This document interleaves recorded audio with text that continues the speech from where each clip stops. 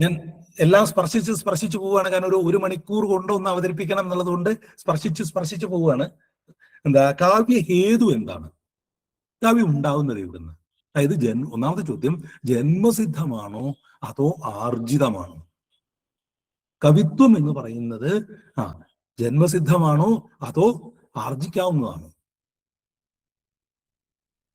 അവസാനം ഇത് പലരും പല അഭിപ്രായങ്ങൾ പറയാറുണ്ട്. ഇത് ജന്മസിദ്ധമാണ്, അല്ലാതെ ജന്മസിദ്ധം അല്ലാത്ത ഒരാൾ പറ്റില്ല എന്ന്. പക്ഷെ അതല്ലാതെയും ഉദാഹരണങ്ങളുണ്ട്, അല്ലെ? ഇപ്പൊ ചിലര് അത് ഓരോ കവിയുടെയും, നമുക്ക് കവിയുടെ കവിത കണ്ടാൽ അറിയാം, ചിലർക്ക് വളരെ ജന്മസിദ്ധമാണ്, വളരെ കുട്ടിക്കാലത്തെ കവിത എഴുതുന്നവരുണ്ട്.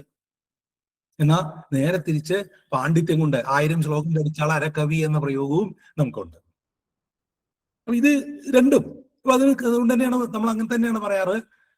പിന്നെ അതുപോലെ ഈ അധ്വാനത്തിന് അല്ലെങ്കിൽ നമ്മുടെ പ്രവർത്തനത്തിന് പ്രാഗത് കൊടുക്കേണ്ടത് കൊണ്ട് നിങ്ങൾ കഷ്ടപ്പെട്ട് വ്യുൽപ്പത്തി അഭ്യാസങ്ങളെ കൊണ്ട് നിങ്ങൾ വാക്കിനെ ഉപാസിച്ചാൽ, വാഗുപാസിത ധ്രുവം കരോത്യവ കമപ്യനുഗ്രഹം, വാഗ്ദേവതയെ നിങ്ങൾ അഭ്യാസം കൊണ്ടും വ്യുൽപ്പത്തി പഠനം ധാരാളം പഠിക്കുക, ധാരാളം അഭ്യസിക്കുക എന്ന വഴിയിലൂടെ നിങ്ങൾ വാഗ്ദേവതയെ ഉപാസിച്ചാൽ ദേവി അനുഗ്രഹിക്കാതിരിക്കില്ല എന്നും ചില കവികൾ പറയാറുണ്ട്. ഏതായാലും ഇതൊക്കെ ഞാൻ നിങ്ങളുടെ ചിന്തകൾക്ക് വരികയാണ്, നമുക്കൊക്കെ ആലോചിക്കാം. ഇതിലൊന്നും കൃത്യമായ പിന്നെ ഇത്തരം കാവ്യശാസ്ത്രത്തിന്റെ ഒരു വലിയ വിഷയം ഇങ്ങനത്തെ നമ്മുടെ ഇതിനൊക്കെ പ്രശ്നം, ഒരു കൃത്യമായ ഉത്തരം ഇതിനൊന്നും നമുക്ക് പറയാനില്ല. ഇതിലേതാണ് വെച്ചാൽ, കാരണം ഓരോ കവിയും ഓരോ തരത്തിലാണ്. ചില കവികൾ വളരെ ജന്മസിദ്ധമായ കവികളാണ്, കവിത എഴുതി പോവുകയാണ്. ഇപ്പൊ മലയാളത്തിൽ പറഞ്ഞ പി കുഞ്ഞിരാമൻ നായരെ പോലുള്ളവർ കവിത എഴുതി പോവുകയാണ്, അല്ലെങ്കിൽ ചങ്ങമ്പുഴയെ പോലുള്ളവർ കവിത എഴുതി പോവുകയാണ്.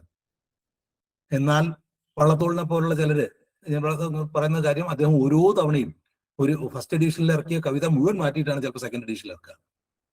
കാരണം അത് ഇദ്ദേഹം എഴുതി പോവില്ല, അദ്ദേഹം വളരെ കൃത്യമായിട്ട് ഇരുന്ന് അത് തിരുത്തി തന്റെ കവിതയെ നന്നാവാൻ വേണ്ടി, കൂടുതൽ നന്നാക്കാൻ വേണ്ടി അദ്ദേഹം അതിനെ തിരുത്തിക്കൊണ്ടേയിരിക്കും. അപ്പൊ അത് എഴുതി പോവല്ല, ഞാൻ പറഞ്ഞ എഴുതി പോവല്ല എന്നുള്ളത് പറയാനാണ് അത് പറഞ്ഞത്. അപ്പൊ ഇങ്ങനെ പലരും പലതരത്തിലാണ് കവിത എഴുതുന്നത്. അപ്പൊ കവിതയുടെ ജന്മസിദ്ധമാണെന്നും അല്ലെന്നും പറയാം. ഏതായാലും കാവ്യ ഹേതു എന്താണ്? പ്രധാനമായിട്ട് നമ്മൾ പറയാറ് പ്രതിഭ എന്നൊരു വാക്കിലാണ് പറയാറ്. ഈ പ്രതിഭ എങ്ങനെയാണ് ഉണ്ടാവുന്നത് എന്ന് ചോദിച്ചാൽ, ചിലർക്ക് നൈസർഗികമാണ്, ജന്മസിദ്ധമാണ്, പിന്നെ വ്യുൽപ്പത്തി അഭ്യാസങ്ങളെ കൊണ്ട് അതിനെ പോഷിപ്പിക്കാം എന്നാണ് പൊതുവെ നമ്മൾ അംഗീകരിച്ചിട്ടുള്ളത്.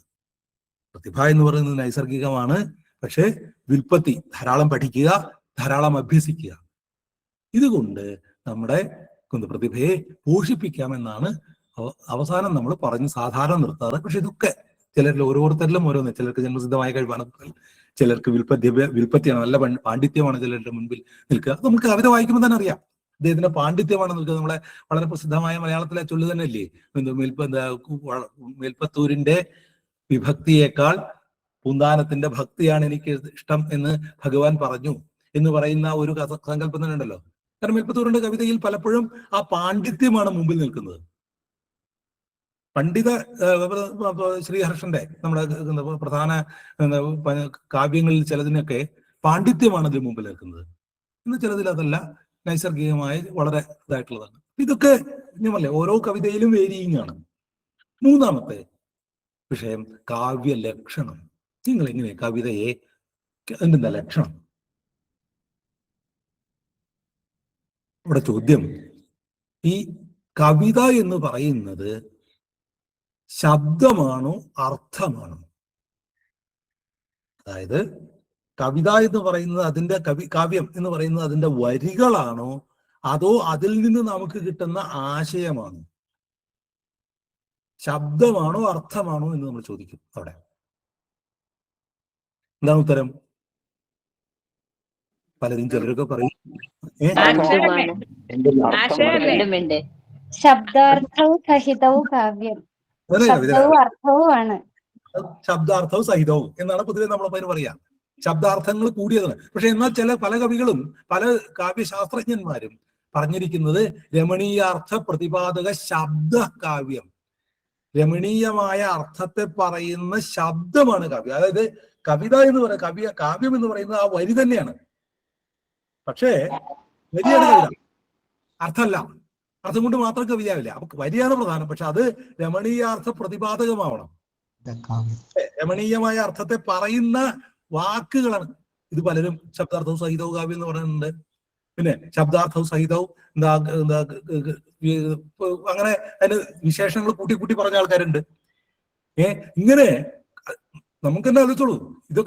ഇതിനൊന്നും കൃത്യമായ ഉത്തരം ഓരോ സാഹിത്യ ശാസ്ത്രജ്ഞന്മാരും ഓരോ അഭിപ്രായങ്ങൾ, ചെറിയ ചെറിയ വ്യത്യാസത്തോടു കൂടിയുള്ള അഭിപ്രായങ്ങളാണ് പറയാറ്. പക്ഷെ പൊതുവെ നമ്മൾ പറയാറ് ഇത് രണ്ടും കൂടി ചേർന്നതാണ് കവിത, അല്ലെങ്കിൽ ആ സാഹിത്യം. അതുകൊണ്ടാണ് നമ്മൾ സാഹിത്യം എന്ന വാക്ക് തന്നെ നമുക്കുണ്ടായിട്ടുള്ളത്. ഇത് രണ്ടും കൂടിയുള്ള സഹിതം, അതിന്റെ തമ്മിലുള്ള ചേർച്ചയാണ് കാവ്യം. ശബ്ദവും അർത്ഥവും തമ്മിലുള്ള ചേർച്ചയാണ് കാവ്യം. എന്താ വെച്ചാൽ നമുക്കിത് ശബ്ദവും അർത്ഥവും വെവ്വേറെ ചിലരുണ്ട്.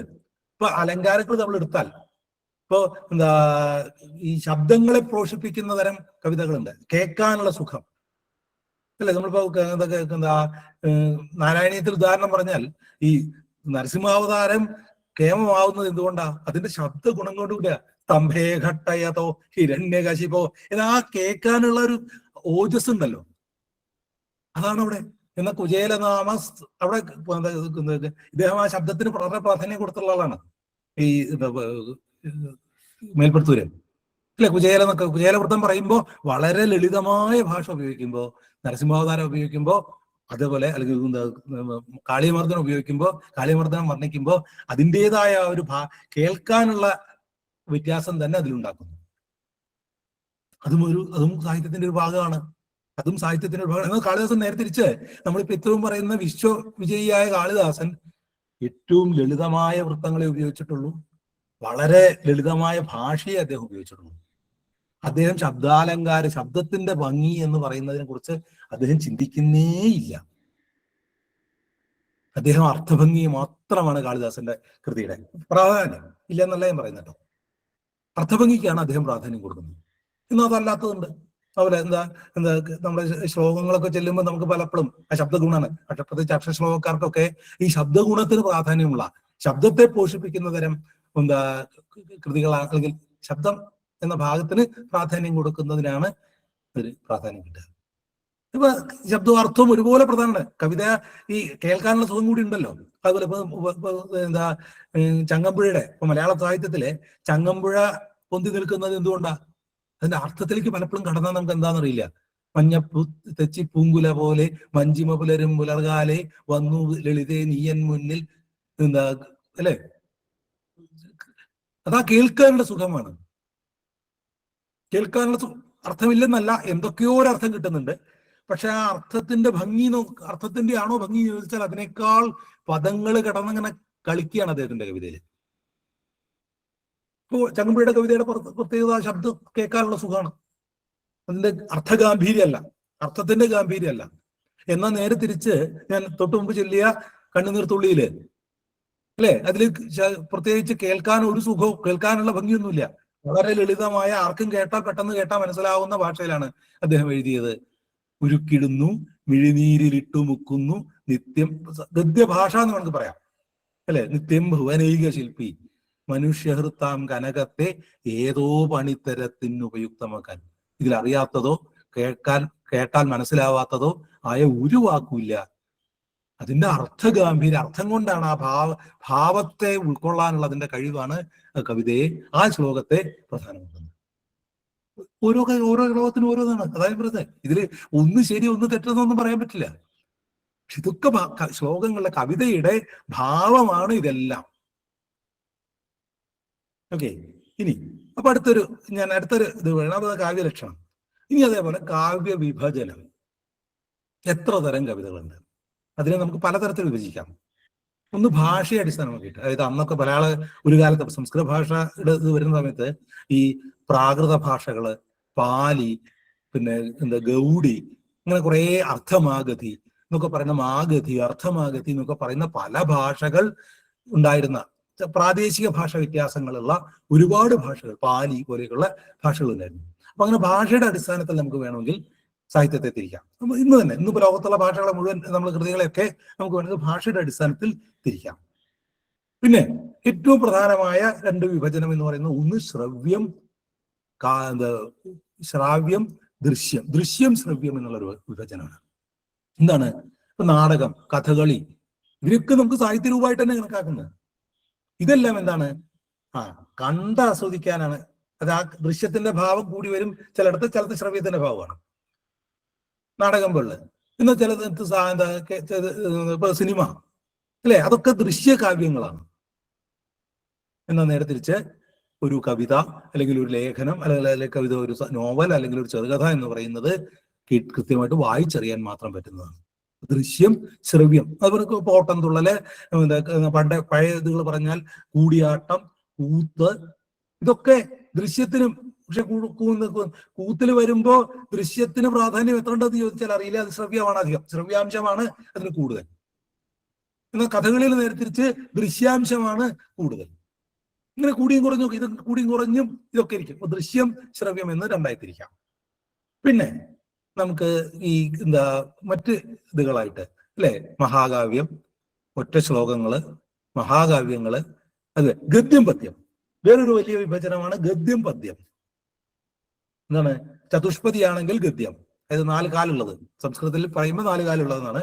അല്ലെങ്കിൽ ഈണമുള്ളത്, വൃത്തമുള്ളത്, ഛന്ദോബദ്ധമാണെങ്കിൽ അതിനെ പദ്യം എന്ന് പറയും. അതല്ല ആണെങ്കിൽ നമ്മൾ അതിനെ ഗദ്യം. അപ്പൊ ഗദ്യം, പദ്യം എന്ന് നമ്മൾ വിഭജിക്കാം. ഇതൊക്കെ ഞാൻ പറഞ്ഞു പോകുന്നു എന്ന് മാത്രം. ഇനിയും ഒരുപാട് വിഭജനങ്ങൾ പലതരത്തിൽ നമുക്ക് വിഭജിക്കാം. അതിൽ മഹാകാവ്യം, ഇതിൽ കാവ്യശാസ്ത്രം പറയുമ്പോൾ ഇതിൽ ഓരോന്നിന്റെയും ലക്ഷണങ്ങള് അങ്ങനെയൊക്കെ പറഞ്ഞു പോകും. ഇനിയാണ് നമ്മുടെ വിഷയത്തിലേക്ക് വരുന്നത്. കാവ്യദോഷങ്ങൾ എന്തെല്ലാമാണ്? ഒരു സാഹിത്യകൃതിക്ക് ദോഷം വരുന്ന കാര്യങ്ങൾ എന്തെല്ലാമാണ് നമുക്കൊക്കെ പറയാം. പ്രധാനമായിട്ട് എന്തൊക്കെയാണ്? ഒന്ന്, ഇതുകള്, അക്ഷരത്തെറ്റുകള്, അല്ലെങ്കിൽ വൃത്തഭംഗങ്ങള്, അക്ഷരത്തെറ്റുകള്. അതേപോലെ ഈ അശ്ലീലമായ വിഷയങ്ങൾ അവതരിപ്പിക്കുക, അശ്ലീലമായ വാക്കുകള്, കേൾക്കാൻ ബുദ്ധിമുട്ടുള്ള വാക്കുകള്, കേൾക്കാൻ ബുദ്ധിമുട്ടുള്ള വിഷയങ്ങള്, ഇതെല്ലാം കാവ്യദോഷങ്ങളാണ്. അതായത് പ്രേക്ഷകനെ അരുചി ഉണ്ടാക്കുന്നതെല്ലാം കാവ്യദോഷമാണ്. കാവ്യശോഭാകരാൻ ദോഷാൻ, അല്ലെ, കാവ്യത്തിന് ദോഷമുണ്ടാക്കുന്നതെല്ലാം ദോഷമാണ്. കാവ്യശോഭയ്ക്ക് ദോഷമുണ്ടാക്കുന്നതെല്ലാം ദോഷമാണ്. അതങ്ങനെ. അപ്പൊ അതിനെയും നമുക്ക് അങ്ങനെ വിവരിച്ചു പോവാം. ഞാൻ അതൊക്കെ കഴിഞ്ഞ് ഞാൻ ഏറ്റവും പ്രധാനമായിട്ടുള്ള ഭാഗത്തേക്ക് വരാൻ വേണ്ടിയാണ് ഇതൊക്കെ ഒന്ന് വെറുതെ പറഞ്ഞു പോയത്. നമ്മള് കാവ്യ അലങ്കാരം. എന്താണ് കവിതയ്ക്ക് ഭംഗി കൊടുക്കുന്നത്? കവിതയെ സുന്ദരമാക്കുന്നത് എന്ത്? അതിന് നമ്മൾ അലങ്കാരം എന്ന് പൊതുവെ പറഞ്ഞു. കാവ്യശോഭാകരാൻ ധർമാൻ അലങ്കാരാൻ പ്രസക്ഷതേ. കാവ്യത്തിന് ശോഭ നൽകുന്നതിനെ നമ്മൾ അലങ്കാരം എന്ന് പറയും. അതിന് ഞാൻ പറഞ്ഞു, അതിനെ തന്നെ നമുക്ക് പ്രധാനമായിട്ട് 2ആയിട്ട് തിരിക്കാം. ശബ്ദാലങ്കാരം, അർത്ഥാലങ്കാരം. ശബ്ദത്തിന് നമ്മൾ ആദ്യം അതൊന്ന് ജസ്റ്റ് അത് പറഞ്ഞു പോയിട്ടുണ്ട്. എങ്കിലും അതിനൊന്നും കൂടി കൃത്യമായിട്ട് പറഞ്ഞാൽ, കാവ്യത്തിന് ശബ്ദത്തിന് കേൾക്കാനുള്ള ഭാഗത്തിന് സുഖം നൽകുന്നതെങ്കിൽ നമ്മൾ അതിനെ ശബ്ദാലങ്കാരങ്ങൾ എന്ന് പറയും. എന്താ പ്രധാനം? ഒരേ അക്ഷരം ആവർത്തിക്കുക, അല്ലെ? വിറകെടുക്കാൻ, വിറകെടുത്തു. ഞാൻ മലയാളത്തിൽ നിങ്ങൾക്ക് പറയാൻ മനസ്സിലാവാൻ വേണ്ടി ഞാൻ മലയാളത്തിലാണ് പറയുന്നത്. വിറകെടുക്കാൻ, വിറകെടുത്തു, അല്ലെ? അല്ല, അത് വാക്കായിട്ട് ആവർത്തിക്കുന്നത്. ഒരേ ഇതൊക്കെ അല്ലേ, ഉദഗാദുരഗാധിപതി. അവിടെ ആ ഒരേ അക്ഷരം ആവർത്തിക്കുന്നത് കൊണ്ട് ഉണ്ടാവുന്ന ഭംഗി. ഇനി ഒരേ വാക്കുകൾ ആവർത്തിക്കുന്നത്, അതാണ് ഞാൻ പറഞ്ഞ വിറകെടുക്കാൻ, വിറകെടുത്തു, യമകം. ഇനി എല്ലാ വരിയിലും 2ാമത്തെ അക്ഷരം ഒന്നാവുക, അതിന് നമ്മൾ അനുപ്രാസം എന്നാണ് പറയാം. ഈ അക്ഷരത്തെ ആവർത്തിച്ച് വരുന്നതിന് നമ്മൾ അനുപ്രാസം എന്ന് പറയും. അപ്പോ 2ാമത്തെ അക്ഷരങ്ങൾ മുഴുവൻ ദ്വിതീയാക്ഷരപ്രാസം എന്ന് പറഞ്ഞ ഒരു കാലത്ത് വളരെ പ്രധാനമായിട്ട് തന്നെ ഉണ്ടായിരുന്നു. എല്ലാ വരിയുടെയും 2ാമത്തെ അക്ഷരം ഒന്നാവുക. ഇങ്ങനെ അതിന് അനുപ്രാസങ്ങള്, യമകങ്ങള്, ഇങ്ങനത്തെ ശോഭ നമ്മൾ പറഞ്ഞു. പക്ഷേ നമുക്കൊക്കെ പ്രധാനം ഈ ശബ്ദത്തിലുള്ള ശബ്ദ സൗന്ദര്യത്തെക്കാളൊക്കെ പ്രധാനം അർത്ഥ സൗന്ദര്യം തന്നെയാണ്. നമ്മളൊക്കെ കവിത എന്നുള്ളതുകൊണ്ട് നമ്മൾ ശബ്ദമാണോ അർത്ഥമല്ലേ എന്ന് ചോദിച്ചാൽ അർത്ഥത്തിനാണ് പ്രാധാന്യം. പക്ഷെ ശബ്ദവും പ്രധാനമാണ്. അതുകൊണ്ട് അതിന് ശോഭ നൽകുന്നതിന് നമ്മൾ ശബ്ദാലങ്കാരങ്ങൾ എന്ന് പറയും. അർത്ഥം ആണ് നമുക്ക് പ്രധാനം. അല്ലെ, അർത്ഥമാണ് കവിതയും ഗദ്യത്തെയും 2ആക്കുന്നത് തന്നെ അർത്ഥമാണ് ഒരർത്ഥത്തിൽ. നമ്മൾ ആ വ്യത്യാസം പറഞ്ഞപ്പോൾ തന്നെ നമുക്കറിയാം. അക്ഷ അക്ഷരം ആവർത്തിക്കുന്നത് നമുക്ക് വേണമെങ്കിൽ ഗദ്യത്തിലും അല്ലെ മറ്റേ ലേഖനത്തിലും ആവർത്തിക്കാം, ശബ്ദ ഇതുമൊക്കെ അല്ല. അപ്പൊ അവിടെ നമുക്കൊരു ചെറിയ പോയറ്റിക് അംശം വരുമെന്നും പറയാം. ഇനി അപ്പൊ എന്താണ് അപ്പൊ ഇതിന് പല കൃതികൾ, പല തിയറികൾ മുന്നോട്ട് വെച്ചിട്ടുണ്ട്. ആദ്യം പലരും പലതായിട്ട് രീതിയാണ് കവിത്തിന് ഗുണം എന്ന് പറയുന്നു. അത് ആ രീതി എന്ന് പറഞ്ഞാൽ അന്ന കാലത്ത് അത് പറഞ്ഞത് പ്രാഥമിക വ്യത്യാസങ്ങൾ വെച്ചിട്ടാണ്. വൈദർഭി രീതി, ഗൗഡി രീതി, അതുപോലെ മാധുര്യം. അപ്പൊ അതിന് ചില ഗുണങ്ങൾ പറയും. അപ്പോൾ ചില ഗുണം എന്ന് പറഞ്ഞൊരു ആശയം വന്നു. എന്താണ്? നല്ല പ്രസാദം, കേൾക്കാൻ നല്ല പ്രസാദം ഉണ്ടാവുക, ഓജസ് ഉണ്ടാവുക, ഇങ്ങനെയൊക്കെയുള്ള അതങ്ങനത്തെ. അപ്പൊ ഗുണങ്ങളാണ് പ്രധാനം എന്ന് ചിലർ പറഞ്ഞു. അപ്പോഴും തീരുന്നില്ല. അപ്പോഴൊന്നും പക്ഷെ നമുക്ക് അതോട് പൂർണ്ണമാവില്ല, നമ്മുടെ മനസ്സങ്ങനെ തൃപ്തിയാവില്ല ആ ആശയത്തിൽ. പിന്നെ വന്നു ഗുണമാണ്. പിന്നെ ചിലർ പറഞ്ഞു ഇത് അലങ്കാരങ്ങൾ. നമ്മൾ ഈ മുമ്പ് പറഞ്ഞ ഞാൻ അർത്ഥാലങ്കാരത്തെ പറഞ്ഞപ്പോൾ ഉപമാ ഉൽപ്രേക്ഷ എന്ന് പറഞ്ഞില്ല അല്ലെ? ഉപമ, ഉൽപ്രേക്ഷ പോലെയുള്ള നമ്മൾ പലരും പഠിച്ചിട്ടുള്ളതാവാം. അതുകൊണ്ട് ഞാൻ അതിലേക്ക് കൂടുതൽ കടക്കുന്നില്ല. ഉപമ, ഉൽപ്രേക്ഷ പോലെയുള്ള അലങ്കാരങ്ങൾ. ഏത് ഉപമ എന്ന് പറഞ്ഞാൽ ചന്ദ്രനെ പോലെ, മനവേന്ദ്ര വിളങ്ങുന്നു ചന്ദ്രനെ പോലെ. ഉൽപ്രേക്ഷ എന്ന് പറയുമ്പോൾ ഇത് കണ്ടാൽ അതാണെന്ന് തോന്നും, ഇങ്ങനെ പറയുന്ന ഉപമാ ഉൽപ്രേക്ഷ. പലർക്കും ഇതൊക്കെ കുറച്ച് വരികളുണ്ട്. ഞാൻ അതിന്റെ കുറച്ചുകൂടി വിശദമായി പറയേണ്ടത് മുന്നോട്ട് വരുന്നതുകൊണ്ട് ഞാൻ അതിലേക്കൊന്നും അധികം കടക്കുന്നില്ല. ഉപമാ ഉൽപ്രേക്ഷ പോലുള്ള അലങ്കാരങ്ങൾ പറഞ്ഞു. അത് കഴിഞ്ഞിട്ട് പിന്നെ ചിലർ പറഞ്ഞു പിന്നീട് വരുന്ന ഒരു ആശയമാണ് വക്രോക്തിയാണ്. ഇത് പറയുന്നതിനെ ഒന്ന് വളച്ച് പറയുന്നതാണ് കവിത. അതാണ് കവിതയ്ക്ക് ശോഭ നൽകുന്നത്. നേരെ പറയാതെ, പറയേണ്ട കാര്യം നേരെ പറയാതെ, നമ്മൾ ആദ്യം പറഞ്ഞ പോലെ അല്ലെ, അന്തിപ്പൊൻവട്ടം കടലിൽ മുങ്ങി താഴുന്നു എന്ന് ഒന്ന് വളച്ച് പറയുക. വക്രമായ ഉക്തി, വളഞ്ഞ വഴി, വളഞ്ഞ പറച്ചിൽ, അപ്പോഴും പൂർണ്ണമാവുന്നില്ല. പിന്നെ അത് കഴിഞ്ഞ് പിന്നീട് വന്നൊരു ആശയമാണ് ഔചിത്യമാണ്. വേണ്ടത് വേണ്ടതിനോട് അല്ലെ, വേണ്ടതുപോലെ വേണ്ടത് സമയത്ത് പറയുക എന്നുള്ളതാണ്. അതാണ് ഔചിത്യം. അതാണ് ഇങ്ങനെ ഔചിത്യ വിചാര ചർച്ച എന്ന് പറഞ്ഞിട്ടൊരു പുസ്തകം തന്നെ വന്നു. ഇതൊക്കെ ഓരോ പുസ്തകങ്ങളാട്ടോ. ഓരോരുത്തര് ഈ വിഷയങ്ങൾ വെച്ച് ഓരോ പുസ്തകങ്ങൾ, ഓരോ ആശയങ്ങൾ മുന്നോട്ട് വയ്ക്കുന്നു. ഇതൊക്കെ കഴിഞ്ഞ് ഏറ്റവും അവസാനം വന്ന് നിൽക്കുന്ന ഒരാശയമാണ് ധ്വനി. സംസ്കൃത സാഹിത്യത്തിൽ തന്നെ, അല്ലെങ്കിൽ ലോക സാഹിത്യത്തിൽ, സാഹിത്യത്തിലേക്ക് തന്നെ ഭാരതത്തിന്റെ സംഭാവനയായിട്ട് നമ്മൾ പറയുന്ന ഒരു വാക്കാണ് ധ്വനി. എന്താണ് ധ്വനി? നമ്മളീ പറഞ്ഞ അല്ലെ, കവിത കേട്ടാൽ ഈ പറഞ്ഞ അർത്ഥത്തിനപ്പുറത്ത് എന്തോ കൂടി ഉണ്ടല്ലോ എന്ന് തോന്നുന്ന ഒരു തോന്നൽ. വരികൾക്കപ്പുറത്തേക്ക് നമുക്ക് പ്രധാനമായി തോന്നുന്ന അതിനെയാണ് നമ്മൾ ധ്വനി എന്ന് പറയുന്നത്. ധ്വനി പറയുമ്പോൾ നമ്മൾ 3 തരം, നമ്മുടെ അർത്ഥബോധത്തെ നമ്മൾ 3 തരത്തിൽ പറയും. ഒരാളൊരു കാര്യം പറയുമ്പോൾ അതിൽ നിന്ന് നമുക്കത് കിട്ടുന്ന അർത്ഥം നമുക്ക് 3 തരത്തിൽ ആണ്.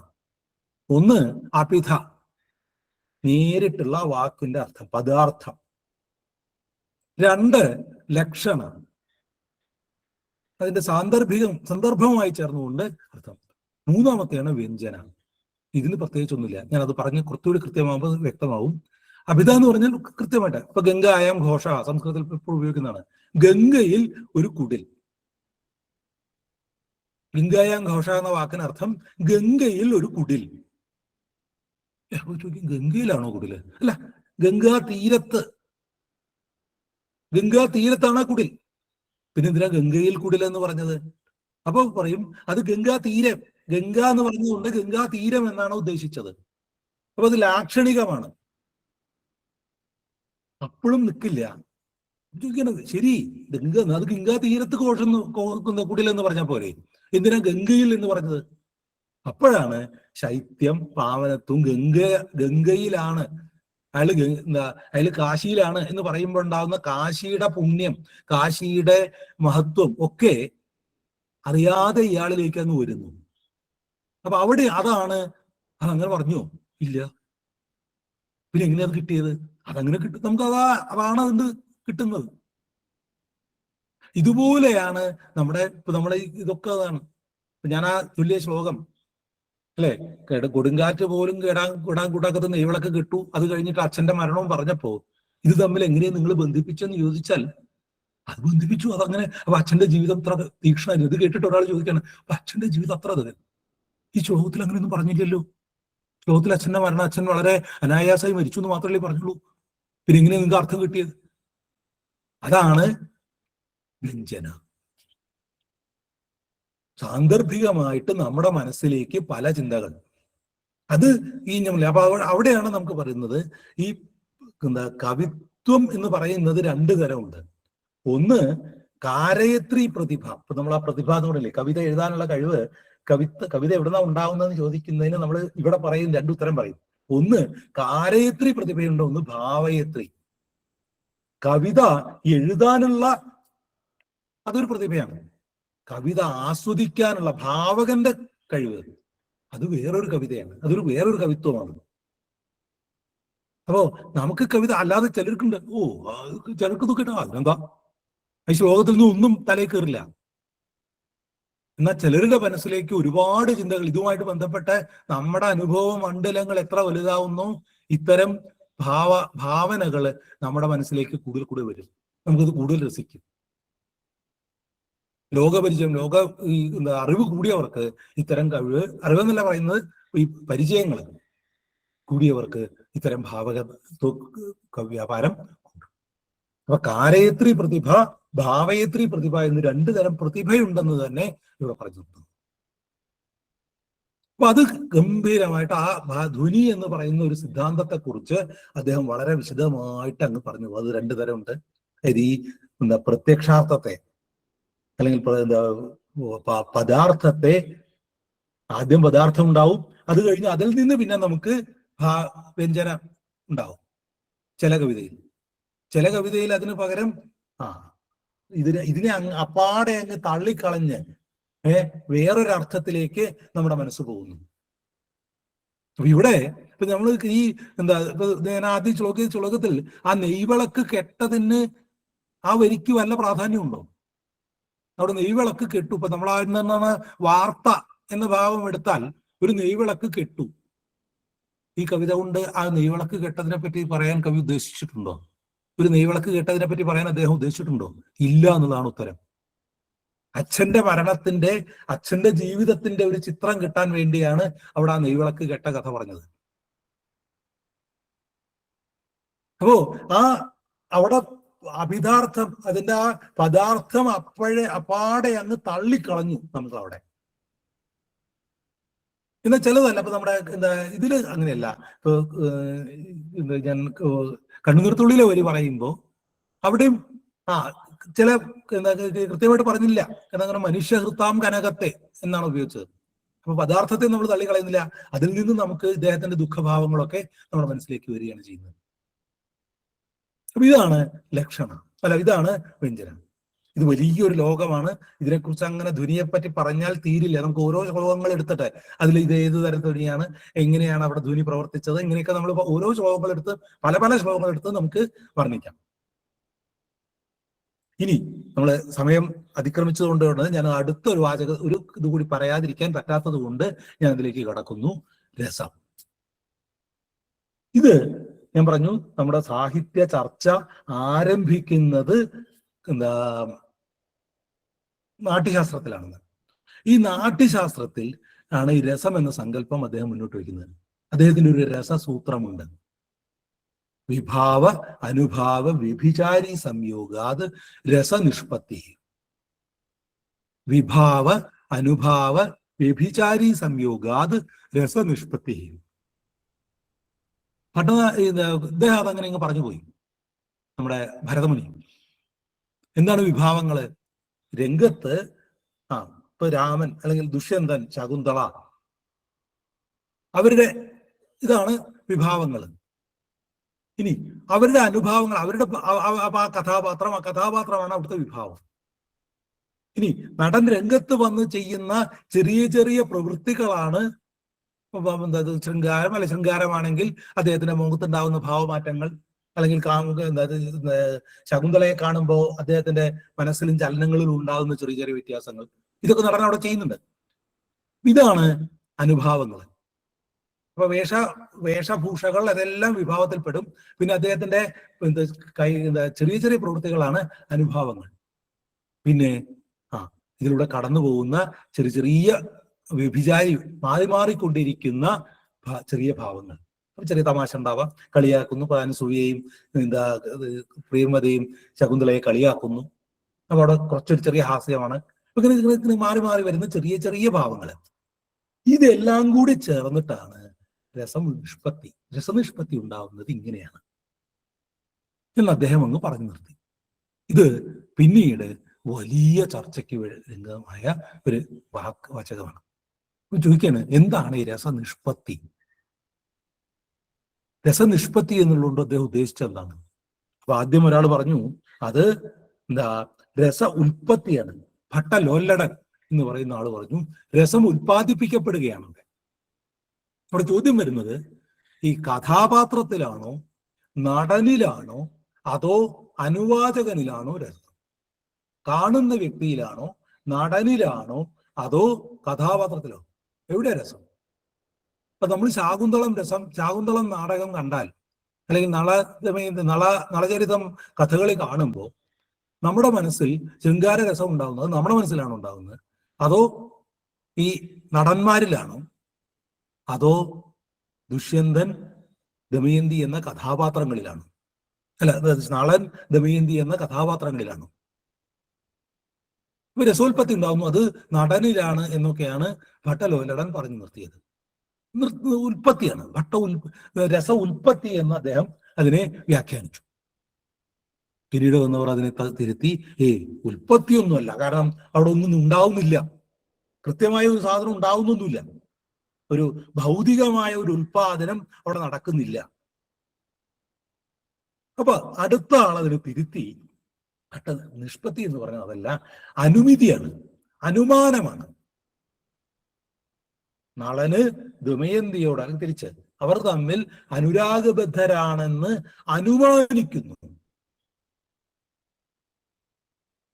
അങ്ങനെ ഒരു ചിന്ത വന്നു.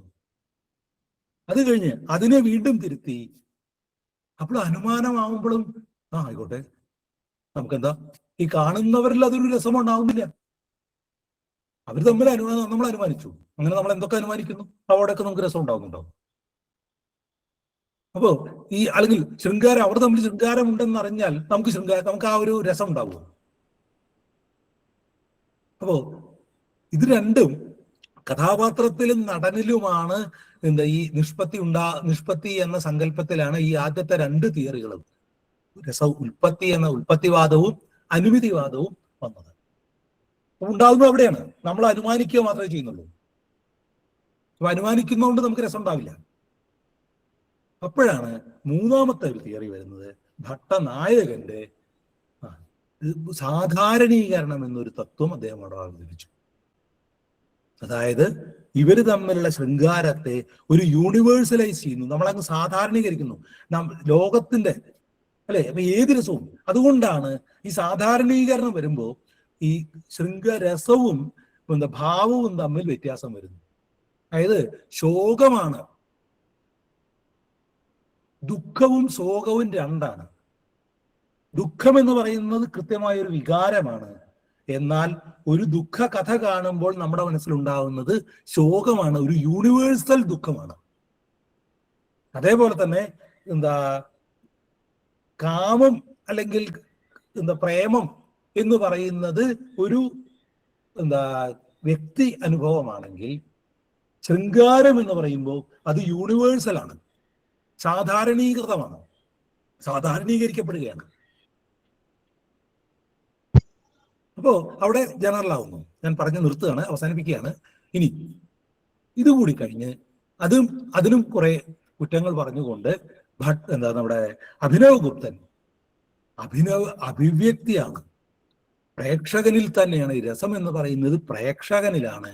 അയാൾ മറ നീക്കി പുറത്തെടുക്കുകയാണ് തൻ്റെ മനസ്സിൽ കിടക്കുന്ന വികാരങ്ങളെ. ഇതൊരു കാരണമാക്കി എടുത്തുകൊണ്ട് അവിടെ അഭിവ്യക്തിയാണ് ഉണ്ടാകുന്നത് എന്ന് പറഞ്ഞ് നിർത്തുന്നു.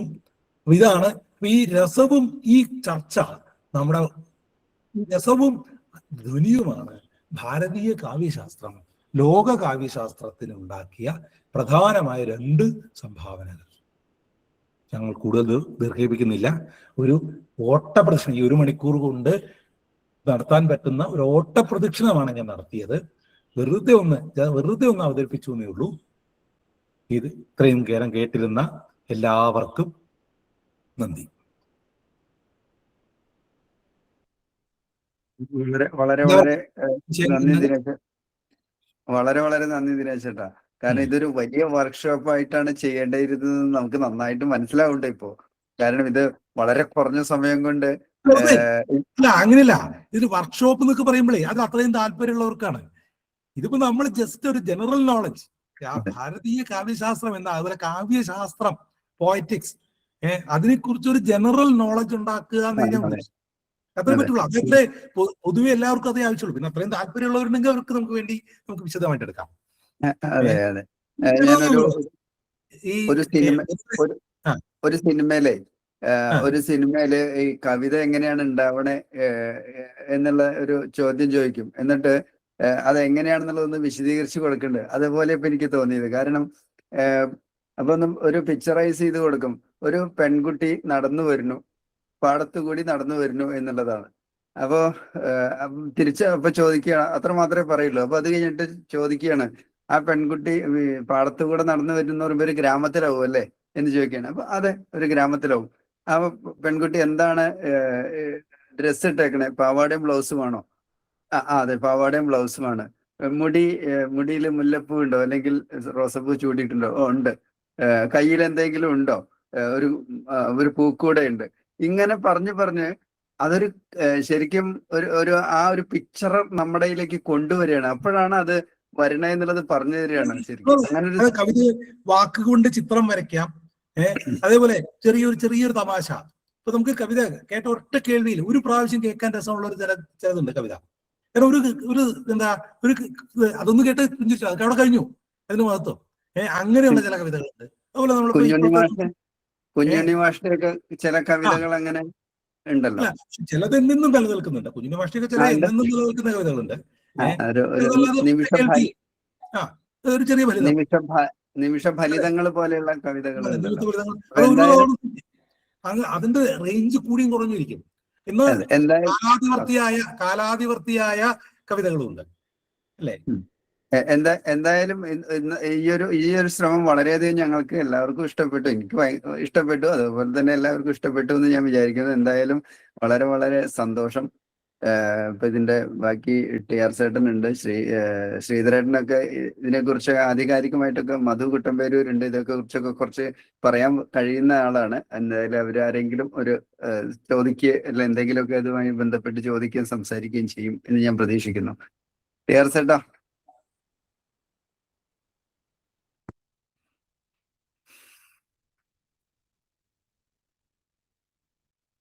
TR ചേട്ടാ ഓപ്പൺ ചെയ്തോളൂ, മ്യൂട്ടാണ്. നമസ്കാരം ദിനേഷ്. നമസ്കാരം. ഞാനൊരു യാത്രയിലായതുകൊണ്ട് കഴിഞ്ഞില്ല.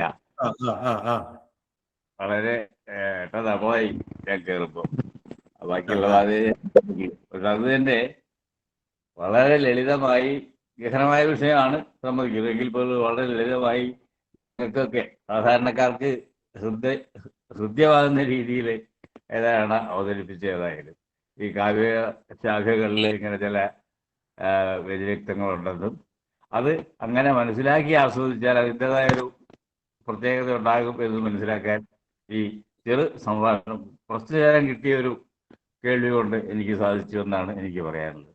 ഏതായാലും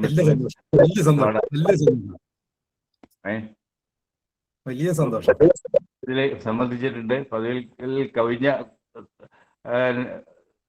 ഇതിന് മുമ്പുള്ള പരിപാടികളെ അപേക്ഷിച്ചിട്ട് ആളുകൾ കൂടുതൽ ഇതിൽ അറ്റൻഡ് ചെയ്തിട്ടുണ്ടെന്നാണ് എൻ്റെ വിശ്വാസം. കാര്യം പലർക്കും പല കാര്യങ്ങളും സംസാരിക്കാനുണ്ടോ, അത് ഞാൻ ദീർഘിപ്പിക്കുന്നില്ല. എല്ലാവർക്കും നന്ദി.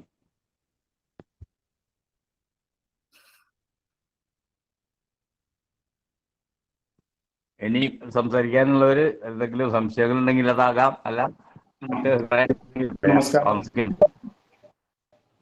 നമസ്തേ, ഞാൻ കുട്ടമ്പേരിലാണ്. മാവേലിക്കരുടെ അടുത്ത് തന്നെയാണ്, പക്ഷെ ഏട്ടനെ പരിചയപ്പെടാൻ പറ്റിയിട്ടില്ല. ഞാനിപ്പോ എറണാകുളത്താണ്. മധു നമുക്ക് ഇത് എന്താ ഇതൊരു കവിത, ഈ വാക്യം രസാത്മകം കാവ്യം എന്ന് പറയില്ല, ഈ പ്രഭാഷണം ഒരു കവിതയായിരുന്നു എന്നുള്ളതിൽ തർക്കമൊന്നുമില്ല. ഒരു കവിത ആസ്വദിക്കുന്ന പോലെ തന്നെ ആസ്വദിച്ച് ഇരുന്നു. പിന്നെ 1-2 സംശയങ്ങൾ. ഈ സാധാരണീകരണം നമ്മൾ കവിതയിൽ കേവലത്വത്തിൽ നിന്ന് ഭാവുകത്വത്തിലേക്ക് വരണമെന്ന് പറയില്ല. ഈ സാധാരണീകരണം എന്ന് പറയുന്നതും ആ ഒരു രീതിയിൽ എടുക്കാൻ പറ്റുമോ നമുക്ക്? തന്നെയാണ് ആശയം.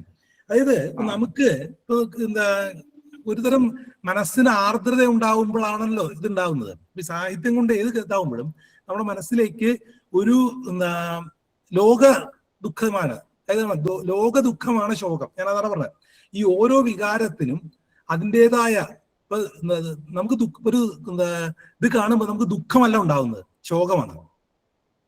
ഈ ദുഃഖവും ശോകം ഉണ്ടാണല്ലോ. ദുഃഖം എന്ന് പറയുന്നത് നമ്മുടെ ഇപ്പൊ ഒരു അച്ഛൻ മരിച്ചാൽ അല്ലെങ്കിൽ നമ്മുടെ ഏതെങ്കിലും ഒരു സുഹൃത്തിനുണ്ടാവുന്നത് അത് നമുക്ക് ദുഃഖമാണ് ഉണ്ടാവുന്നത്.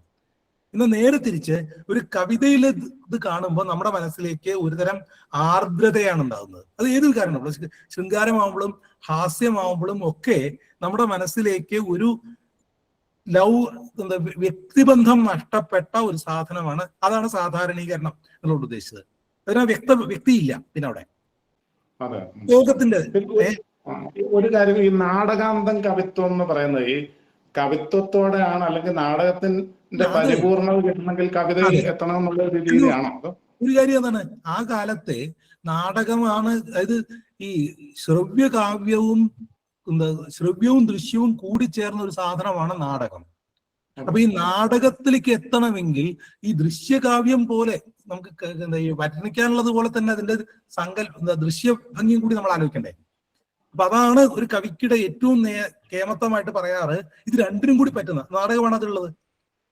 മറ്റതൊക്കെ വായിച്ച് രസിക്കാൻ മാത്രം, നാടകങ്ങളായാലും കഥകളായാലും കവിതയൊക്കെ ആയാലും ഒക്കെ വായിച്ച് രസിക്കാൻ മാത്രം പറ്റുന്നതാണ്. പക്ഷെ നാടകമാണ് അത് രംഗത്ത് കൂടി അവതരിപ്പിക്കുന്നതിനെ കുറിച്ച് ആലോചിക്കണം. അത് നമ്മൾ ചർച്ച ചെയ്യാറുണ്ട്. ഇപ്പൊ നമ്മുടെ കാളിദാസന്റെ കൃതികളില് ഈ വായിച്ച് രസിക്കാൻ, അത് രംഗത്ത് അവതരിപ്പിക്കാനുള്ള ഇതിനേക്കാൾ വായിച്ച് രസിക്കാനാണ് സുഖം എന്ന് പറയുമ്പോൾ, എന്നാൽ നേരെ തിരിച്ച് ഭാസന്റേത് രംഗത്ത് അവതരിപ്പിക്കാനാണ് കൂടുതൽ. അതുകൊണ്ടാണ് നമ്മുടെ ഇപ്പൊ കൂടിയാട്ടത്തിനൊക്കെ തന്നെ കൂടുതൽ എടുത്തിരിക്കുന്നത് ഭാസ നാടകങ്ങളാണ്. കൂടിയാട്ടത്തിന് അതുപോലെ പിന്നീട് ഇപ്പൊ നമ്മളിപ്പോ മോഹൻലാലൊക്കെ അവതരിപ്പിക്കുന്നതൊക്കെ ഭാസന്റെ കൃതികളാണ്. കാരണം അതിന് രംഗബോധം കൂടുതലുണ്ട്. കാരണം അത് ചാക്യാരായിരുന്നു എന്ന് വരെ, ഭാസൻ ഒരു ചാക്യാരായിരുന്നു എന്ന് വരെ നമ്മൾ ചിന്തിക്കാറുണ്ട്. കാരണം അത് രംഗത്ത് അവതരിപ്പിച്ച് ശീലിച്ച ഒരാളാണ് അത് എഴുതിയിരിക്കുന്നത് എന്ന് തോന്നുന്നത് നമുക്ക്.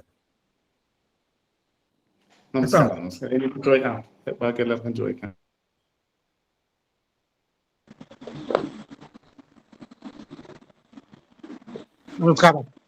നമസ്കാരം. മലയാള കവിത ഇതിൽ പറയുകയാണെങ്കിൽ അത് നമ്മുടെ ആശാനുള്ളൂർ വള്ളത്തോൾ ആ ഒരു ശൈലിയല്ലേ ബാക്കി എല്ലാ സാഹിത്യകാരന്മാരും കണ്ടുവരുന്ന കവിത ഇതില് കൂടുതലും. ആ ശൈലി ഓരോരുത്തരുടെ ഓരോ ശൈലി അതാണല്ലോ എല്ലാവരും എടുക്കാമല്ലോ. നമുക്ക് പറയാം. പക്ഷെ കവിതാ സാഹിത്യം എന്നാണല്ലോ. കവിതാ ശാസ്ത്രത്തെക്കാട്ടി കൂടുതലായിട്ട് അറിയപ്പെടുന്നത് കവിതാ സാഹിത്യം. വളരെ ഭംഗിയായി വളരെ നന്നായി അവതരിപ്പിച്ചിട്ട് ഇതതിന്റെ ശാസ്ത്രഭാഗത്തെ കുറിച്ചാണ് ഞാൻ സംസാരിച്ചത് മാത്രം. അതെ അതെ, സാഹിത്യം അല്ല, സാഹിത്യമാണ് ഈ സാഹിത്യശാസ്ത്രത്തിന്റെ ബുദ്ധിമുട്ട് തന്നെ സാഹിത്യമാണ് ഉള്ളത്, കവിതയാണ് ഉള്ളത്. അതിനെ വ്യാഖ്യാനിക്കാൻ ശ്രമിക്കുകയാണ്. അപ്പൊ വ്യാഖ്യാനിക്കാൻ ശ്രമിക്കുക എന്ന് പറഞ്ഞാൽ ഉള്ളതിന് അപ്പൊ നോക്കുമ്പോ ഒരു ലക്ഷണം പറയുമ്പോ അതിന് ചേരാത്ത ഒരുപാട് എണ്ണം അപ്പുറത്ത് കിടക്കും. കവിത അവിടെ ഉണ്ട്. അപ്പൊ നിങ്ങൾ നമ്മളൊരു കാര്യം പറയുമ്പോ അപ്പൊ അത് ഇന്നാളുടെ കവിത അങ്ങനെ അല്ലല്ലോ എന്ന് പറയാൻ ഇഷ്ടംപോലെ ഉദാഹരണങ്ങൾ ഉണ്ടാവും. അപ്പൊ നമ്മളൊരു ലക്ഷണം പറഞ്ഞാൽ ഒരിക്കലും അത് അനുസരിക്കുന്നതിനേക്കാൾ അധികം അത് തെറ്റിക്കുന്ന സാഹിത്യങ്ങളാണ് അധികം. നമുക്കറിയാലോ ഈ സാഹിത്യകാരന്മാരുടെ ഇപ്പൊ നമ്മളെ മലയാള സാഹിത്യകാരന്മാരെ എടുത്തു നോക്കൂ. ഇപ്പൊ ബഷീറിന്റെ രീതിയെ അല്ല നമ്മുടെ MTയുടേത് രീതിയല്ല. അപ്പൊ ബഷീറിനനുസരിച്ച് നമ്മളൊരു സാഹിത്യം ഒരു ലക്ഷണം പറഞ്ഞാൽ MTയുടെ രീതി അതൊന്നും മാറി. അത് ആ രീതിയല്ല മറ്റേ ഓരോരുത്തരും അവരുടേതായ വായിച്ചിട്ടുള്ളത് കവിതയിൽ. പക്ഷെ ഇങ്ങനെ ഒരു നമുക്കെല്ലാം കാണാമല്ലോ ഈ 3 പേരുടെ ഇതിലായിട്ട്. ഇപ്പൊ പുതുതായി വന്ന ഇപ്പൊ നമ്മുടെ പുതിയ കവികളുടെ പലരുടെയും അത് ഇതെന്നൊക്കെ പറയും. ഇപ്പൊ കടമ്മനിട്ടയുടെ രീതികള് ഇതിൽ നിന്നൊക്കെ മാറി നിൽക്കല്ലേ. അതെ അതുപോലെ കുഞ്ഞുണ്ണി മാഷ രീതി ഇതിന് മാറി നിൽക്കല്ലേ. പക്ഷെ അതൊക്കെ ഒരു അടിസ്ഥാന, പക്ഷെ അതാണ് അത് നമുക്ക് പറയാം. അടിസ്ഥാനം വള്ളത്തോൾ എന്ന് പറയാൻ വേണമെങ്കിൽ, പക്ഷെ പിന്നീട് വന്നവരൊക്കെ അത് ഇതൊക്കെ ഈ സമാന ഹൃദയ നിനക്കായി പാടുന്നതിന് സുഗതകുമാരിയുടെ ആശയല്ലേ ഇവിടെ കുറെ കൂടി പ്രസക്തമായി വരുന്നത്. അതെ അതെ, അങ്ങനെ പല തരത്തിലുള്ള കവികൾ എന്ന പോലെ തന്നെ പലതരത്തിലുള്ള ആസ്വാദകരും വരുന്നു. അതുകൊണ്ടാണ് ചിലര് എന്താ ഇപ്പം മലയാളത്തിൽ തന്നെ ആശാന്റെ ആസ്വാദകർ ഒരുപാട് പേരുണ്ട്. എന്നാൽ അവർക്ക് ആശാനെ ആസ്വദിക്കുന്നവർക്ക് പലർക്കും വള്ളത്തോളിനെ ഇഷ്ടപ്പെടില്ല. വള്ളത്തോളിനെ ഇഷ്ടപ്പെടുന്നവർക്ക് പലർക്കും അങ്ങനെയൊക്കെ ഇല്ലേ, അങ്ങനെ വ്യത്യാസങ്ങൾ ഒരുപാടുണ്ട്.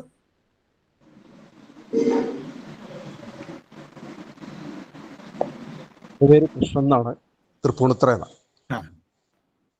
അപ്പൊ ഏട്ടൻ വളരെ മനോഹരമായിട്ട്, അതായത് കോളേജില് അധ്യാപകർ പഠിപ്പിക്കുന്ന, അതായത് എനിക്ക് മാമ്പഴ കുമാരൻ സാറിന്റെ ക്ലാസ്സും അതുപോലെ സച്ചിദാനന്ദൻ സാറിന്റെ ക്ലാസ്സൊക്കെ കഴിഞ്ഞിട്ട് ഇന്നാണ് ശരിക്കും ഒരു മലയാളം ക്ലാസ് റൂമിൽ ഇരിക്കുന്ന ഒരു തോന്നലുണ്ടായിരുന്നു ശരിക്കും.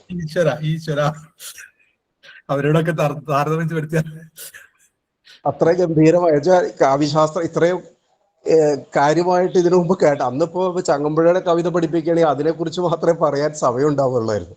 അപ്പൊ ഇത് ഇത്രയും വിശാലമായിട്ട്, പക്ഷെ ഈ സമയം പോരായിരുന്നു എന്നാണ് എന്റെ ഒരു അഭിപ്രായം. ഇനി ഒരു ദിവസം ഒരു ക്യാമ്പ് പോലെ ഒരു ദിവസത്തെ പരിപാടി ഇനി വിശദമായിട്ട് നമുക്ക് പിന്നെ സംസാരിക്കാം. വളരെ മനോഹരമായി അവതരിപ്പിച്ചു, വളരെ നന്നായി, അഭിനന്ദനങ്ങൾ. Thank you. എനിക്കും ഇത് കേട്ടപ്പോ പണ്ട് PGക്ക് മലയാളം MA പഠിക്കുമ്പോ പഠിച്ച കുറെ കാര്യങ്ങൾ ഓർമ്മ വന്നു. മറ്റേ രസവും ധ്വനി ഭാവം തുടങ്ങിയ ഒരുപാട് കാര്യങ്ങൾ വളരെ വളരെ രസകരമായിട്ട് അവതരിപ്പിക്കാൻ പറ്റി. മലയാളമാണോ? അതെ, ഞാൻ മലയാളം MA പാസ്സായതാണ്. പാരലൽ കോളേജുകളിൽ ടീച്ചറായിട്ട് വർക്ക് ചെയ്തിട്ടുണ്ട്, അത്രേ ഉള്ളൂ. മലയാളം MA ക്ലാസ് എടുത്തിട്ടൊക്കെ ഉണ്ട്. പക്ഷെ കൊറേയൊക്കെ മറന്നുപോയതാണ്. ഇപ്പൊ എല്ലാം ഓർമ്മിച്ചു. നിങ്ങളുടെ ക്ലാസ് ഇതെല്ലാം ഓർമ്മിപ്പിച്ചു. അതിന് വളരെ വളരെ സന്തോഷം, നന്ദി പറയാണ്.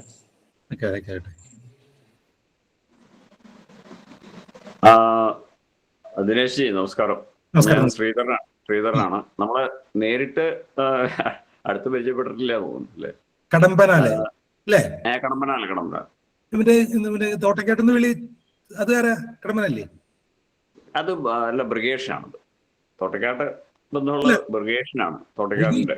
ഇല്ല അല്ല, തോട്ടക്കാട്ടിന്ന് കടമ്പനാലത്തെ ആരോ വിവാഹം ചെയ്തിട്ടുണ്ട് തോന്നുന്നു എനിക്ക്. ഇല്ല, ഇവിടുത്തെ ഒരു കുട്ടിയെ എന്താ പറയുന്ന പുലിയന്നൂർ മരുമകൻ വിനോദ് വിവാഹം കഴിച്ചിട്ടുണ്ട് തൃപ്പൂണിത്തുറ. വിനു.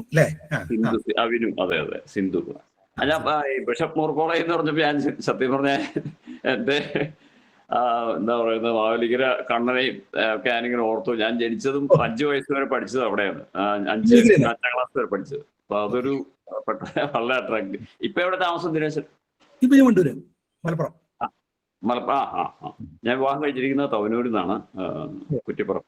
അപ്പൊ പറഞ്ഞതല്ല, ഏതായാലും വളരെ ഗംഭീരം എന്ന് പറഞ്ഞാല് ഞാൻ എന്റെ ചെറിയ ക്ലാസ്സിലൊക്കെ അധ്യാപകർ മലയാളം പഠിപ്പിച്ചിരുന്നതിനൊക്കെ കൂടുതൽ എനിക്ക് UP, അതായത് ഞാൻ പെരുമ്പാവൂർ വന്നതാണ് പഠിച്ചത്. പെരുമ്പാവൂർ ബോയ്സിൽ പഠിക്കും. ഇപ്പൊ എന്നെ പഠിപ്പിച്ചിരുന്നത് നമ്മുടെ കവി G. ശങ്കരക്കുറുപ്പിന്റെ മരുമകനാണ്. അദ്ദേഹം ശങ്കരക്കുറുപ്പ് തന്നെ. അപ്പൊ എന്താ വെച്ചാല് അദ്ദേഹത്തിന്റെ ക്ലാസ് വളരെ സ്ട്രിക്റ്റ് ആണ്, ഗൗരവമായിട്ട് പഠിപ്പിക്കണം. ആ നേരത്തെ പറഞ്ഞ പോലെ ആ ശാസ്ത്രീയമായിട്ട് എല്ലാത്തിനും കൂടുതൽ നമ്മൾ പ്രാക്ടീസ് ചെയ്ത് പോകുക എന്നുള്ള ഒരു പിഴവ് വരരുത് എന്നുള്ള രീതിയിലാണ് അദ്ദേഹം പഠിപ്പിച്ചിരുന്നത്. നല്ലോണം പിച്ചുകയും ചെയ്യും. എന്തെങ്കിലും തെറ്റിയാൽ നല്ല പിച്ച് ചെയ്ത് തരും. അപ്പൊ ഞാൻ മലയാളത്തെ ആദ്യം സമീപിച്ച് ഇത്തിരി അത് പണ്ടേയുള്ള സാറന്മാരല്ലേ പിച്ചുവാടിയൊക്കെ പണ്ടേയുള്ള. അതെ, അദ്ദേഹം അത്ര സ്ട്രിക്റ്റ് ആയിരുന്നു എന്ന് പറയാം. അപ്പോൾ നമ്മൾ പേടിച്ചാണ് ഇത് പഠിച്ചു തുടങ്ങിയത്. ശരിക്കും അക്ഷരങ്ങളെ മനസ്സിലാക്കാൻ നോക്കിയത്. പണ്ട് പോലെ ഇഷ്ടമായിരുന്നു. അച്ഛൻ ഒരുപാട് അച്ഛനെ മിക്കവാറും അറിയായിരിക്കും. അച്ഛൻ പക്ഷെ ഞങ്ങൾ പോകുന്നതിന് ശേഷമാവും അങ്ങ് അവിടെ മാവേലിക്കര ചെന്ന്. അച്ഛനവിടെ വൈദ്യശാലയായിരുന്നു. ആത്മാരാമ കടമ്പനാലെന്ന് പറഞ്ഞു അവിടെ വൈദ്യശാല ഉണ്ടായിരുന്നു, മാവേലിക്കര മിച്ചൽ ജംഗ്ഷനില്.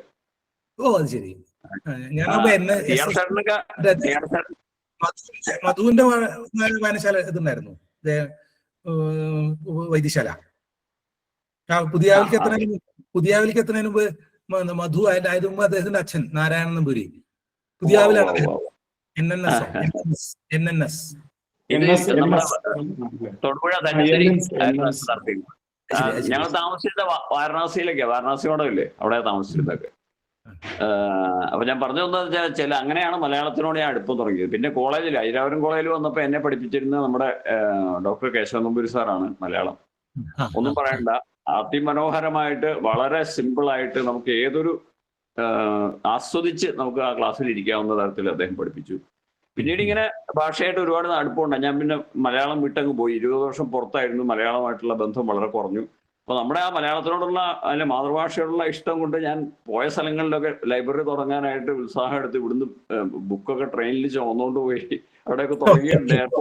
എയർഫോഴ്സിലായിരുന്നു. അപ്പൊ അന്നേ വായനയും ഇതൊക്കെ ഇഷ്ടമായിരുന്നു എന്ന് പറയാ. ഞാൻ ഇതിനകത്ത് വരുമ്പോ ഞാൻ ഇതിനിടയ്ക്ക് ഇപ്പൊ കേശവ സാർ തന്നെ പറഞ്ഞിട്ടുണ്ട്, അല്ലെങ്കിൽ പിന്നീട് ഞാൻ പലരുമായിട്ട് സംസാരിക്കും പറഞ്ഞിട്ടുണ്ട്, കവിതയ്ക്ക് 3 ഘടകങ്ങൾ വേണമെന്ന് ഞാൻ മനസ്സിലാക്കിയിട്ടുണ്ട്. ലളിതമായിട്ട് ഇപ്പൊ പറഞ്ഞതിലെല്ലാം ഉണ്ടെന്ന് എനിക്ക് മനസ്സിലായി. കുറച്ചുകൂടെ വിശദമായിട്ട് പറഞ്ഞു. അക്ഷരം തന്നെയാണ് അതിന്റെ ആ 3 ഘടകം എന്ന് പറയുന്നത്. കവിത, അതിലൊരു കഥ വേണം, വികാരം വേണം, താളം വേണം. അതാണ് കവിതയുടെ പ്രാഥമിക. അത് ഞാൻ പെട്ടെന്ന് ഓർത്തിരിക്കാനായിട്ട് ആ വാക്കൊരിക്കലും പറഞ്ഞില്ല. കവിത എന്നുള്ളത് ഓർത്താൽ മതി. അതിനകത്ത് കഥ വേണം, അതായത് ഒരു വിഷയം വേണം, നല്ലൊരു വിഷയം വേണം. പിന്നെ അതിനെ നമ്മുടെ വികാരങ്ങളെ ഉണർത്തണം. അതായത് നമ്മുടെ ചിന്തകളെ, മനസ്സിനെ അത് ഉണർത്തി വേറൊരു തലത്തിലേക്ക് എത്തിക്കാൻ പറ്റണം. ആ വിഷയത്തെ മറ്റൊരു ആംഗിളിലൂടെ കാണാൻ പറ്റണം. പക്ഷെ ഇതൊക്കെ നടക്കുമ്പോൾ അതിനകത്തൊരു താളം വേണം. ഇത് നമ്മുടെ ശരിക്കും പറഞ്ഞാൽ എനിക്ക് തോന്നുന്ന ഈ സ്പിരിച്വാലിറ്റിയിലൊക്കെ പറയില്ലേ, ആദി ഭൗതികം, ആദി ദൈവികം, ആദി ആധ്യാത്മികം എന്ന് പറയുന്ന ഒരു തലം ഉണ്ടല്ലോ. ഇപ്പൊ ഈ വേട്ടം പറഞ്ഞ ഈ ധ്വനി അല്ലെങ്കിൽ നമ്മുടെ എന്താ പറയുന്ന ഭാരതീയ ആ സാഹിത്യത്തിന്റെ ആ തലം എന്ന് പറഞ്ഞാൽ അവിടെയാണ്. ഇതിനപ്പുറത്തേക്ക് ഇനി പോകാനില്ല സത്യം പറഞ്ഞു.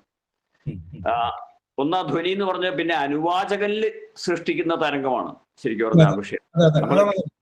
അത് ആസ്വദിക്കുന്നവരിലേക്ക് എന്ത് തരംഗം സൃഷ്ടിക്കാനായിട്ട് നമ്മൾ ഇത് സത്യം പറഞ്ഞാൽ ആ മനുഷ്യന്റെ സാമൂഹിക ബന്ധം, അത് ഈ അനുവാചകനിലേക്ക് എത്തിക്കുക എന്നുള്ള ആദി ദൈവികമാണ് ശരിക്കും പറഞ്ഞത്. മനുഷ്യരും തമ്മിലുള്ള ബന്ധമാണ് ശരിക്കും പറഞ്ഞത്.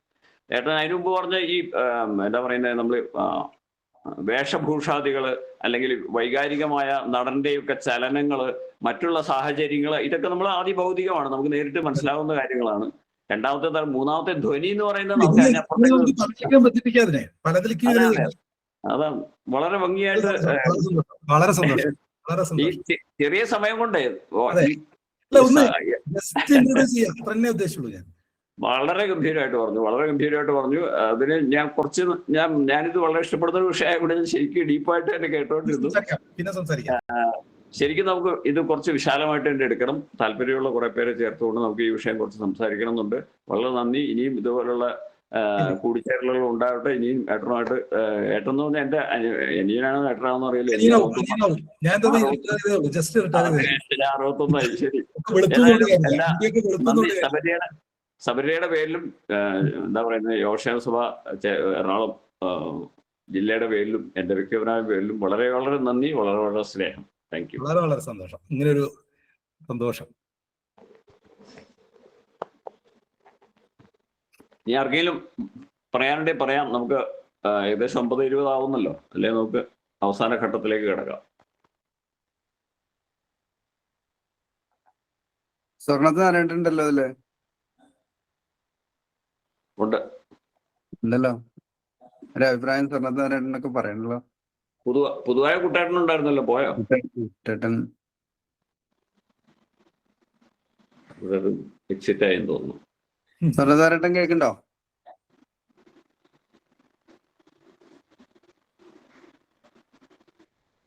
എല്ലാവർക്കും നമസ്കാരം.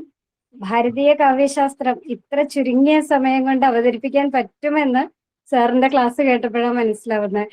ചുരുങ്ങിയ സമയത്തിനുള്ള പ്രതിഭ ലക്ഷണം, കാവ്യലക്ഷണങ്ങൾ, കാവ്യശാസ്ത്രത്തിന്റെ പ്രത്യേകതകൾ എന്തൊക്കെ, ഇതിനെക്കുറിച്ച് എല്ലാം, ധ്വനി, രസം, ഈ പറയാത്തതൊന്നുമില്ല ഇതില്. കാവ്യശാസ്ത്രത്തില് ഇനി പ്രത്യേകിച്ച് എടുത്തു പറയാത്ത ഒരു ഭാഗം പോലും ഇല്ല എന്നുള്ളതാണ് എന്നെ ഏറ്റവും കൂടുതൽ അത്ഭുതപ്പെടുത്തിയത്. വളരെ ഗംഭീരമായിട്ടുണ്ട്. ഇനി എന്തായാലും തീർച്ചയായും സാറിന്റെ ഒരു ക്ലാസ് നമുക്ക് വേണം. ഈ രംഗത്താണോ? ഞാൻ മലയാളമാണ് സർ.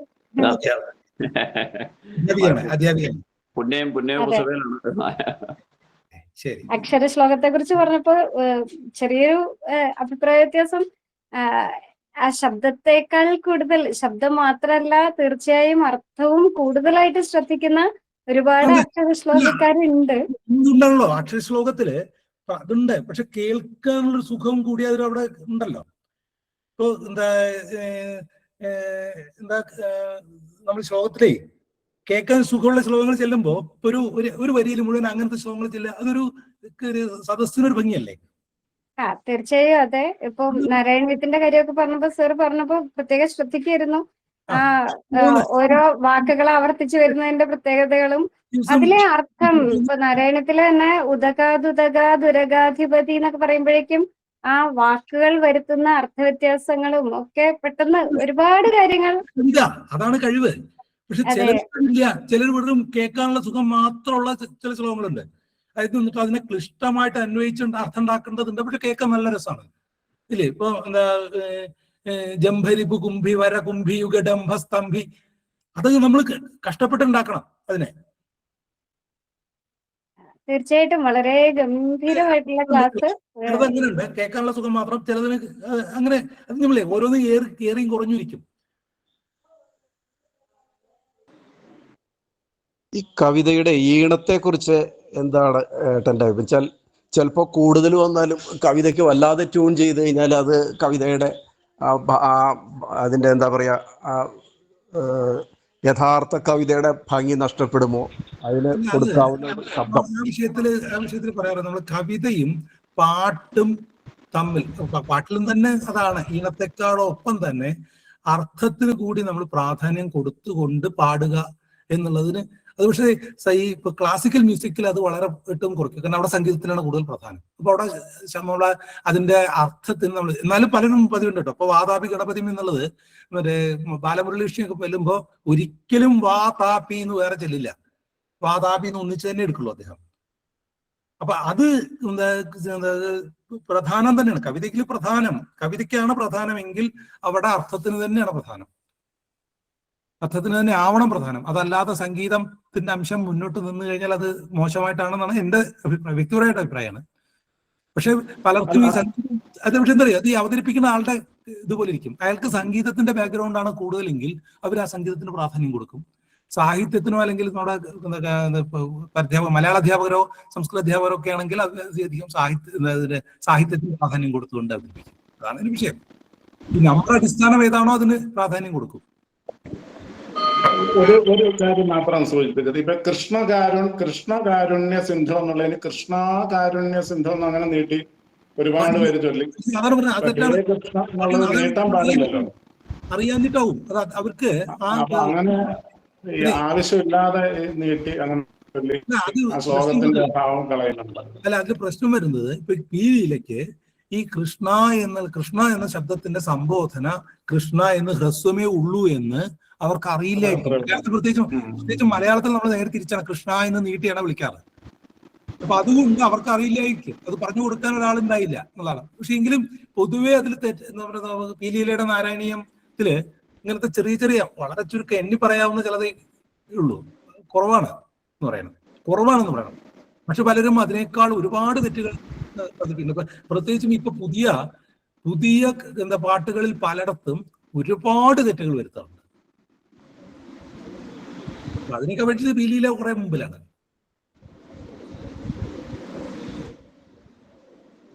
ഈ പാട്ടുകൾ ചിട്ടപ്പെടുത്തുമ്പോൾ മിക്കവാറും ഇപ്പൊ ഈ കുറെ രാഗങ്ങൾക്കൊക്കെ അതിനകത്ത് ഒരു വികാരം അടങ്ങിയിട്ടുണ്ട് ശരിക്കും പറഞ്ഞു. ഇപ്പോഴത്തെ പാട്ടുകൾ പക്ഷെ സാഹിത്യത്തിനും കൂടി അല്ല ഞാൻ പറയുന്നത്. ഈ ക്ലാസിക്കൽ മ്യൂസിക്കിന് സംഗീതമാണ് പ്രധാനം, സാഹിത്യം അതിനൊരു നേരെ തിരിച്ച് കവിതയില് നേരെ തിരിച്ച് സാഹിത്യത്തിനാണ് പ്രധാനം. അവിടെ സംഗീതം ഒരു സുഖം വെറുതൊരു മേമ്പടിയാണ്. അതെ അതെ നമ്മൾ ദിനേശ് ഇപ്പൊ ആദ്യം പറഞ്ഞ പോലെ നമ്മൾ ഈ കാവ്യം എന്ന് പറയുമ്പോൾ അതിനകത്ത് ദൃശ്യവും ശ്രവ്യവും ഉണ്ടല്ലോ. അപ്പൊ ഇവര് ഈ സംഗീത ശാഖ ശരിക്ക് എന്താ പറയുന്ന വാക്കിലൂടെയാണ് പറയുന്നത്, ശബ്ദത്തിലൂടെ പറയുന്നതെങ്കിൽ അതിനകത്ത് ആ ധ്വനി ശരിക്കും പറഞ്ഞാൽ ദൃശ്യം ആ ഒരു വികാരത്തെ ക്രിയേറ്റ് ചെയ്യുകയാണ് ചെയ്യുന്നത്. ശരിക്കും ആ ഒരു രാഗത്തിലൂടെ അങ്ങോട്ട് എത്തുകയാണ് ചെയ്യുന്നത് ശരിക്കും. അതുകൊണ്ടാണ് ഇപ്പൊ എനിക്ക് തോന്നുന്നത് ഇപ്പൊ ആദ്യം ആ എന്താ പറയുന്നത് ട്യൂൺ അല്ലെങ്കിൽ ആ രാഗമാണ് സെറ്റ് ചെയ്യണത്, എന്നിട്ട് അക്ഷരം ഉണ്ടാക്കുക.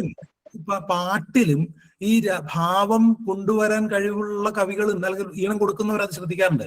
അപ്പൊ എനിക്ക് ഏറ്റവും ഇഷ്ടപ്പെട്ട, ഇതുപോലെ വളരെ ഇഷ്ടപ്പെട്ട ഒരു ഈ എന്താ നമ്മുടെ എന്താ ധ്വനി തുളുമ്പുന്ന ഒരു വരിയാണ് ഈ എന്താ പുലരിത്തൂമഞ്ഞു തുള്ളിയിൽ പുഞ്ചിരിയിട്ടു പ്രപഞ്ചം ഭാരം താങ്ങാൻ അരുതാതെ നീർമണി വീണുടഞ്ഞു. ആ ഒരു സിനിമയുടെ കഥ മുഴുവൻ ആ ഒരൊറ്റ വരിയില് വന്നിട്ടുണ്ട്.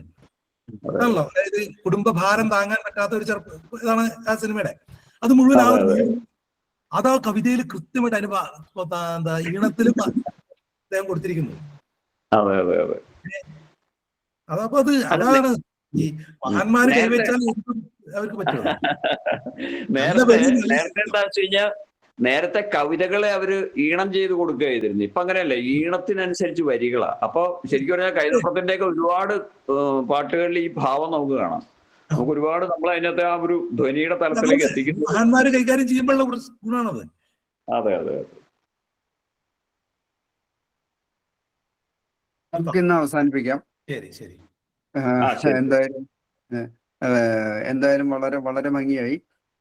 തീർച്ചയായിട്ടും നമുക്ക് നല്ല സ്വർണ്ണനാരായണൻ നേരത്തെ ഒന്ന് ഓപ്പൺ ചെയ്തായിരുന്നു, ഒന്ന് സംസാരിക്കണ്ടോ ചോദിച്ചപ്പോ. സ്വർണ്ണനാരായണൻ സോമേട്ടൻ കൈ കാണിച്ചിട്ടുണ്ട്, സംസാരിക്കാനാണോ? അല്ല അല്ല അല്ല അല്ല, ശരി, ഓക്കെ. സ്വർണ്ണനാരായണൻ നേരത്തെ ഒന്ന് ഓപ്പൺ ചെയ്തായിരുന്നു, അപ്പോഴത്തേക്കും വേറെ ആരോ സംസാരിച്ചു. അപ്പോ സംസാരിക്കുന്നുണ്ടോ? ഇല്ലെങ്കിൽ നമുക്ക് അവസാനിപ്പിക്കാം. വലിയ സന്തോഷം. നന്നായിട്ട് ഇങ്ങനെ ഒരു അവസരം, നല്ല ചർച്ചയും അത് കഴിഞ്ഞ നല്ലൊരു ചർച്ചയും, വലിയ സന്തോഷം. ശരി, ഇന്ന് അതിനൊരു നന്ദി പറയാനായിട്ട് ജയന്തേട്ടൻ ഉണ്ടോ അതില്? ജയന്തേട്ടത്തിലുണ്ടോ? ലെഫ്റ്റ് ആയി തോന്നുന്നു. എന്നാ ഓക്കെ. എന്നാ സോമേട്ടന് നന്ദി പറയൂ. സോമേട്ടൻ എന്തെങ്കിലും പറയൂ. എന്തെങ്കിലും വാക്ക് സോമേട്ടൻ്റെ ഇതെന്ന് വരട്ടെ. സോമേട്ടൻ പറയൂ, ഒരു നന്ദി പറഞ്ഞുകൊണ്ട് അവസാനിപ്പിക്കും. വളരെ നല്ല രീതിയിൽ നല്ലൊരു അവലോകനം എന്ന് വേണമെങ്കിൽ പറയാതെ കവിതയെ കുറിച്ചും കവിതയുടെ മറ്റുള്ള കാര്യങ്ങളെ കുറിച്ച് വളരെ നല്ലൊരു അവലോകനം നടത്തിയ ദിനേശനും പങ്കെടുത്ത എല്ലാവർക്കും നന്ദി. നമസ്കാരം. ഓക്കെ, നമുക്ക് അടുത്ത ആഴ്ച വേറൊരു വിഷയവുമായിട്ട് വീണ്ടും അടുത്ത വെള്ളിയാഴ്ച 8 മണിക്ക് കൂടാം. വളരെ സന്തോഷം. ദിനേശ് മാവേലിക്കര എവിടെ ലോഗൗട്ടായിരുന്നു? ഞാൻ മാവേലിക്കരയായിട്ട് എനിക്ക് അടുത്ത് പരിചയമുള്ളതുകൊണ്ട് മാവേലിക്കര എവിടെ ആയിരുന്നു എന്ന് ചോദിക്കാൻ. ഇപ്പൊ അദ്ദേഹം താമസിക്കുന്നത് മലപ്പുറത്ത്, അദ്ദേഹത്തിന്റെ മലപ്പുറത്താന്ന് പറഞ്ഞു. അല്ല, എന്റെ അമ്മാത്ത മാവേലിക്കരയാണ്, അരിയന്നൂരാണ്, വാരണാസിയൊക്കെ അടുത്ത് തന്നെ. അവിടെ താമസിച്ചിട്ടുണ്ടെന്ന് ഇപ്പോഴാണ് ഞാൻ അറിയുന്നത്. മാവേലിക്കരയായിട്ട് ഇങ്ങനെ ബന്ധമുണ്ടെന്ന് കടമ്പനാല്. എനിക്ക് തോന്നുന്നു ഇദ്ദേഹം പുതിയകാവ് അടുത്ത് എവിടെയാ താമസിച്ചിരുന്നത്. ബിഷപ്പ് മൂർ കോളേജിലെ അധ്യാപകനായിരുന്നല്ലോ. കോളേജിലായിരുന്നല്ലോ. ശരി, ഓക്കെ. അപ്പൊ ശുഭരാത്രി. ബൈ. ശുഭരാത്രി.